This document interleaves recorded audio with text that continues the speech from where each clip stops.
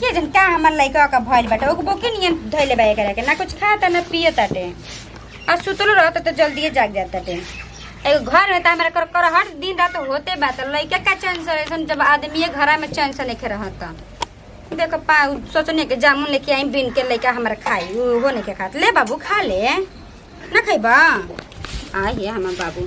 हां त हमर लइका पहले से दुबराई हो गल पहले घघरा लेखा मोटाइल रहे जइबा बाहर जो चल जो ना ना ना जी है ना यानी कि ना हम का सोच के दोनों के बियाह करके लेके आए रहने घर में के दोनों बहन रहिए सन प्यार से लड़ाइयो झगड़ा ना होई कहल जाला कि दूगो बहन के शादी कर दे के घर में नो तो मिलजुल के रहला पर घर परिवार टूटबो ना करेला आ यानी कि देखी ना कि दिन रात खाली अपने में लागल रहिए सन आई ना दोनों खाली लड़त रहे सन दूसरा के ठिकाने नहीं के का बा कैसे खलेस के पेलेस के बनल के का भइल कोनो ना कहे सन के तू बनाओ तो तू बनाऊ अपने में खाली लागल रही सन मन तो कर लाइक माई के फोन लगा के आइन कर तू तबे देखा दी वीडियो बना के भेज दियो जी के का भाई बेटा अजय दीदी ढील कटत का हो ये बताइए कि हमार कॉल पे लगे लाल साड़ी ना हो बाबू ना चुप रहो ना लेके हटावला सकती रहा हम हटनी हां हम तो कही कि वो हटावला चाहिए आज नौ करम हो जाई तो साड़ी खातिर का है तहन जानी कि त नहा नहा के धरे के हाल जानतल जानू और कुछ ना हटाई का माई न बनल बनी तहन जानी के एथी न है नौकरानी न है ए दीदी ओ ना हले त ना लौकेला है हम ना पहले रखत रही ओकरे देखा देखी रखे लगनी हां समझ ली कि ना मतलब तार बहिनिया जन करन अरे तहन जानी बहिन हो जा मिलजुल के रहल जा कर जा सवत ना न हो जा ए दीदी ओकरा के हमर बहिन मत कहीं बहिन हमरा कहे में ओकरा के शर्म लागले बुझाइल वो हमर दुश्मन है बहिन कैसन जी अरे के दिन कैसे न घर में तहन जानी रहत हो का बुझा ओ जो ना पटत रहे बुझाइल हमार सुन ली उ दुश्मनों से दुश्मनी है ठीक बनो ओकर नाम हमरा मेरी मत ली हमरा नाम सुनिए के दही में देखा छोटको हम बस ई चाहे न तहन जानी मिलजुल के रह जा घर में तहन जानी जन रोज लड़ाई करल जना कर हट घर में सस ना बरकेला समझ लू आ ना त बोला एक जानी के हम भेज दे तनी नहीं यार रही तो चल जाइए तू ही हम काहे के जाई उ जाओ हम काहे के जाई उ हमरा से बड़ी है तो उ पहले आइल बे घर में तो पहले जावे घर से ठीक बनो तहन जानी की लड़ाई में ना ई घर में हम आ देवर जी सब जानी पीछे नहीं जा समझ लू जा जब देखा तब कर लागल का हमरा के नौकरानी बना कर का भइल बाबू चल तोर के दूध पिया तो उ ना करी तो हमू ना करम हां हमरे को करे खातिर एगो नौकरानी बोल ही बिया तो तहन जानी का करबो जा चुप ना रह रौरा का जानम है रौरा का जानतनी जी उ बहन है बहन के नाम पे वो कलंक है कि ना हमार तो देही में देखते आग लाग जाला कि ना उ देवर से अपना शादी करल सही खातिर नु कि जैसे जैसे कहम वैसे वैसे करी हम पागल हो गल हनी हमरा के तो शादी वही कर समझान को नहीं यही से तो हम पहले ही से समझ के चले लगन कि नहीं कहाँ दिया है खाना हम बनाए यही से टाइम रखा एक बेरा खाना हम बनाए तो एक बेरा वो बनावे ले यही से मिलजुल के ओकरा साथे रहम हम का जाने चाहते हम अपन कपड़ा हटा देबे कि ना हम तो चाहते ना कि हम तो चौबे ना कर लेनु हम तो चाहिए कि घरों में मत रहो लेकिन क्या करी मजबूरी बानी ऐसे रहे के पड़ जाला ओकरा जोरे घर में तो हम तो रह ना सकती दीदी जी भिंडी लेकर होते तनी मन तो करता ना मैं भिंडी लेके तो फेंक दी गोड़ाली में कम से खत्म हो गई कहिए ला कहतन कुछ नीमन सब्जी लेके आएंगे नीमन सब्जी लेके आएंगे तो एगो चीज हो जाए ना बजरे में जोने सस्ता मिलत तने उठा के लेके आ जाई ना जो हमरा पसंदे ना होते हमका सुनैबे ना करले एगो हई बिया बहिन छोट बहिन कि बियाह शादी कराएंगे अपन देवा से तब बढ़िया से रही हमारा के करी धरी ई काहे कि हमरा सात दुश्मन के एगो दुश्मन बनल बिया ई देखो कि मन नहीं करता मन करता न कि दे दी जरूर कि मर जा कहे के तना बहन के हमरा कहे के पड़ता ते बुझाते नहीं कि हम का करी का ना करी का बिना एकरा कमाइल काइल होल बनी नो समझे में नहीं खियावत मतलब छोट या के ये तनी खाना पीना बनाई तो बात दले बिया पारी ना सांझी के ऊ करते सुबेरे हम करम सुबेरे ऊ करते सांझी के हम करम जैसे तो कुछ नहीं ना टाइम तो हो न गई यार हां रे भाई ओ दीदा आई रे को मरिया रानी हमर कमर तूरा लास करे तू ना काय वैसे कहली है तू बोल ना हां ते का चाहते सम्मार दे घर में हां तोरा कहां तू देख के चल अरे हम देख के चलता नहीं है आनर तो ते भइल बारी जाय ते ना के चाहत न हो कि हम चिंता रही त ई काल त मर न जाई तू सोच तो ठीक ना चले ना आगे में टेंट तो देख के चल के केने बैठल बाटे सब तू चल भी सब ते कॉल का जते हम आना वाली हमरा लौके ला ना बोल अभी कपड़े फोड़ दम तो का के माथा में मेहंदी लगल तू हो छोटो के मेरे तुम बड़ हो के तोर छो देम हां तो ना छोड़ तो हम तो ना छोड़ बुझाई अच्छा तोरा ले डर लगता हमरा ना रे तोरा डर लगता तोरे के हाथ ते से पढ़े त मैं तोरा डर लगता लाज लगे चाहिए कि तुम छोट बजे तोरा के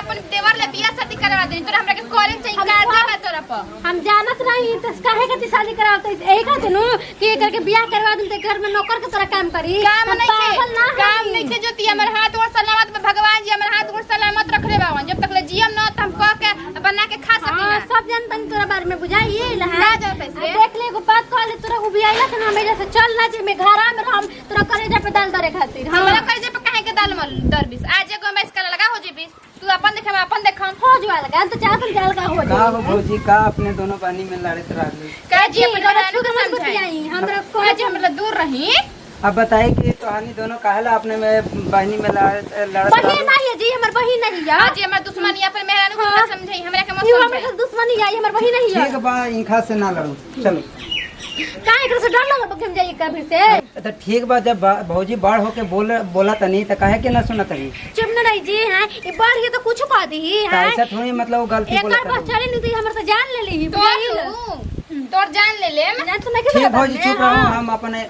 अपना औरत के लेके जाते नहीं हम अरे उल्टा हमरा के बोला के बानी तो ठीक बा अब कोची हम भौजी के बोली चल गई है ने इहो बेटो मेरा मौग बनल बाटे जब ना शादी बियाह तो भौजी भौजी करे भौजी हाथ पर बियाह शादी करा देनी ना अपन बहनिया से तो हम लात पे हो गनी जब भी मनो रहे करे कब तक करबो ना करम जो तू ही करी हमारा का ना हो और घर में अगर ना उलट न तो ए भाभी हो दान हमरा के भूख लगल बा जोर से दम एकदम मौका है काजी भूख लागल बाटे खाना खाइम अरे तो कहा ना दे के चाहता मेहरा रुआ के लेकिन चल ना जाई तो खाना जब बनाइए तो बनी तो काट के दे दे सन मार अरे मेहरा रो हमरा के कहां देत बड़ू खाएला हमरा के जोर से भूख लगा तू हमर प्यारी भाभी है ना काहे मेरा रू नहीं किसन देत का है अरे मेहरारू से तो हम तंग हो गइल बानी का है फिर से लड़ाई कर लियो सन का है अरे भौजी से बार बार होते लड़ाई कर ले रहा अरे ये है नहीं कि ना कहला जला एक मैदान में दूगो तलवार ना रखे के चाहिए ओहनी के ये हाल हो गल बा कि एक घर में कबो दूगो बहिन ना बियाह है के चाहिए अच्छा वो सब छोड़ा हमरा के खाइला दा दे तनी जी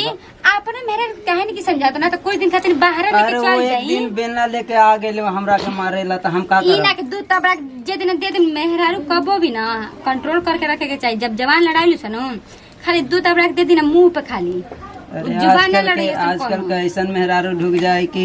अरे वो हमरा के समझबे ना कर लेसन तो हम का करी जाए दी जी ना समझ हम कहते नु लेके चल जी साल भर हम ओनी बाहर कमाइम धमाइम आप क घड़ी घर में रह के खाइम बताई सोची अपना पैर पे खड़ा हो जाइम लड़का एगो लड़का होखे वाला रही नु तब लेके आइम तब तक इहो मझिलकियो ठीक हो जाई घर में अच्छा वो सब छोड़ा हमरा के खाइला दा हमरा भूख लागल बा हम अरे बैठे पागल है का जी जाई ले आओ तनी काट के ना तो अपन मेरे को भेज दे दे तनी काट के कोची में काट के लेबो ई देखी त नहीं कि इतना सारा हम खाम जोर से हमरा भूख लागल है भौजी छिनारे है का जी जाई ले ले का करब हमर मेहरारू ऐसन बानी कि का अरे करब? जाई जी ले ले आओ तनी अच्छा ठीक हम लेके आवतनी मेरा मर्द पगला जाता सन कौन है जाई बाप रे बाप एगो देवर जी ना अगर यहाँ के ना रहती ना तो हमारे तो तंजो घर में माने ना रहता हम तो सोची ननद लिखी सन ते कोने बात ना ननद के तो कमी देवर जी पूरा कर देना मजाक हो को कुछ हो को देवर जी बहुत अच्छा है घर परिवार सब कुछ ठीक रहा हम सोच रहे गोतनी ला के तनी घर और धन्य हो जाती लेकिन नर्क में ही चल गए हिन के विवाह के अब कौन बात नहीं छोटकी चल जी नो तो कम से कम मझिलकी सही रही घर में लड़ाई झगड़ा ना हो हम ये कम है माता रानी हम घर परिवार खुशल से रहो तो हम पैदल नंगे पैर रहती चादर चढ़ावे खातिर अगर एहनी के लड़ाई बंद हो जी तब हमरो घर परिवार सही से रही तो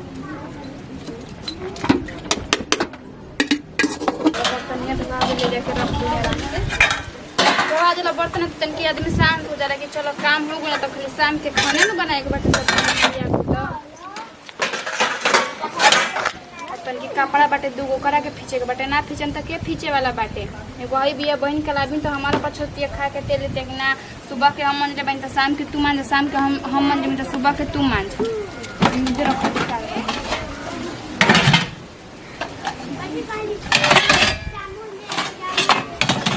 इतना भारी तो बोल कि हम पैसा दें तो कबो ना कर लेना कि का करत ये काम नहीं करत बहिनिया अपने एथी कर पहले ओनी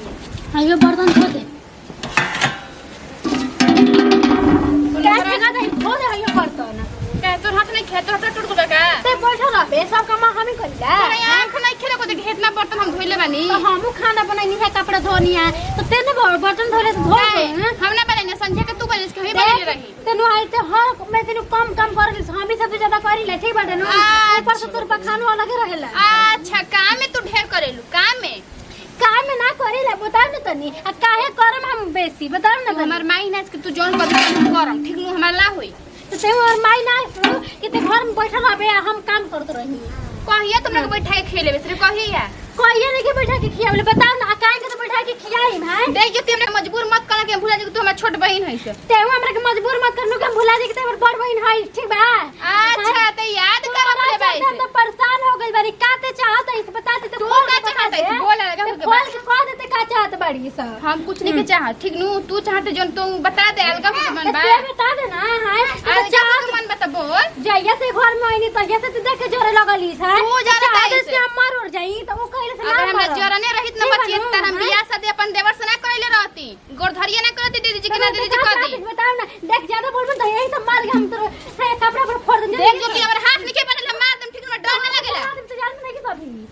का रे तोरा लाज शरम नहीं कि मैं घर के पीछे काहे लाज शरम लगी काहे लाज लगी बता ना तनी तोरा ज्यादा हमारा लाज बड़ हो के बड़ के इतनी समझा तो हम तोरा लाज लगता गे हमारा लाज लगता हमारा ठीक नु कि दीदी जी का कहम शरम लगता बात तोरा भाई लजा के बन त लजा के रहो हमरा लाज शरम नहीं लागल ऐसे नु के त बड़ हो के जब ते वैसे कर सकत है ऐसे का कर रे का कर दिन रात घर में रहल हमर मुश्किल को कर रखले बैठ पहले मेरे ना लेकिन आज जो सबसे बड़ गलती कइले बानी कि अपन देवर से तोरा हम बियाह करवा देनी ठीक नु तो हम या तो घूमती साढ़े हर दिन लगी तोरा अच्छा अच्छा कातरा लइका तोरे तेवर से रोज ना फिरा अच्छा। हमरा पे खाली- अरे उधर मैसन रह के तोर बात मन के शादी खाली बतिया ही खातिर रहसन टिक के ले जाए खातिर कोनो ना रहसन अरे उधर हम ना चाहत रही नु के हमरा से कोई बियाह करो अच्छा, कुंवारे रहनु नु ते हमरा के नु घर में शादी करके फंसा दिहली ते चाहत रही इसके हमार बहिनी ते फसैले समझ देवर के ते तू फसैले रही सबने फसैले काहे रही ना हम त सुंदर है बानी के फंसाई कोई अच्छा लौकता टे काहे नहीं खेलो रुपए के सुन इहे देख के तो तोरा जलन हो गइल बाटे इहे देख के तोरा जलन में झुके देख हमर दिमाग मत खराब मार उड़ दे हां तो हमरा हाथ में दही देखे जामल हमरा चिन्हत नहीं किए त हमहु भुला दिन के तो बड़ होई की का हड़ी कितना ते बोलत से तोरा लाज शरम नहीं खेल दीदी सुनम त का कहम रे का कम का को से डर लग रहल बेटा का हां जा कभी छोटा हम तो खींच के अरे अरे का जन अरे काहे ऐसे करत रहो तोहनी हटता काहे न लड़त रहो तनी लड़ तोहनी के रे घर में आदमी बाटे आ तोहनी के अपने में लड़त औसन बाजे के लाज तो हमरा लाज का लागी मर जैसन लड़के मर जैसन तोहनी के दोनों बहिनियां दोनों मर से जैसन तबाह हो गए। हमनी के बहिन नहीं किसन रे हमनी के बहिनी जान छिड़के लिसन एक दूसरे के बिना जी ना पानी जान दे के जोरे ले हमरा बाबा के तू निमन बाइस ना छोटो के हाथ उठा से निमन बाइस चुप रहो तेनी मन ये से हमरा के नहीं के हाथ उठाइले हैं छड़को तार बड़ बहिन भाई तार तारी जबान ना लड़ाई चाहिए कम से कम तो तो बूझ ये समझ दीदी बड़ ये तो का दे लेकिन ये करी बड़ जैसे नहीं खे ठीक बेटे नु बाढ़ के हक होला तन छोड़ बहन के बोले के करे के नारी हमर माई बनल बिया दादी बनल बिया ते हमर माई बनल भाई अरे शायद चुप कपाल रह पे चढ़ बे। के रबे बढ़ई त हमनी के जी पागल हो गतन जका कि समझाओ तुम जे दुनु जानी के हम के हमनी के घर से बाहर ही निकल जाइन जा बोल दे जे निकल जतन जे हमनी के घर से बढ़िया अगर के घर छोड़ के चल जाओ तबे हमें घर में रहम निमन से देखी देवर जी अपने मेरा के समझाई अरे हम तनी कितना समझा जो लेकर मती माराल बनू अबे ठीक हो जी 2 मिनट में हम कितना समझावत जे रहे की रखी रे के अरे पागल बाढ़ बहन होली से दुख सुख बाटे कितना खातिर प्यारे ऐसन दुख सुख भाभी में आती। साथ दे एकर खातिर हम दुश्मन बनल बनी आज पहले निमन रही दुश्मन हो गई पता बात और बियाह कर कितना तारीफ कर रहे ई है क्या ए दीदी जी बियाह करवा दे हम छोटकी बहनी बहुत अच्छा है हम गुंगा तबाह हो गइल बनी, है हाँ। आज देख तोरा आइले के बाद हम देखत हन कि तू ही अपने बहनी से लड़े ना दीदी दुश्मन जी बनी हमार सबसे बड़ गलती रहे कि हम घर में बियाह शादी करवा दें ई चाहती है ना कि हम ना रही हम अलगा हो जी आज अपन मर्द से फोन करता नहीं हमरा के लिया के चल जाए तू शांति से रहिए आई जे नारे मझिल की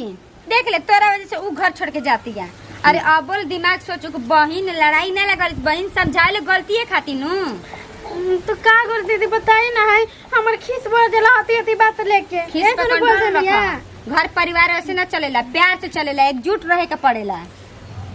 जा दियो हम ना को बजाय करम ओकरा से तो को दिन को हमरा पे मत खिसियाओ ना खिसिए हन जा माफी मांग लो भौजी के थोड़ा सा समझा दिया हम इनका समझा जा माफी मांग लो जाके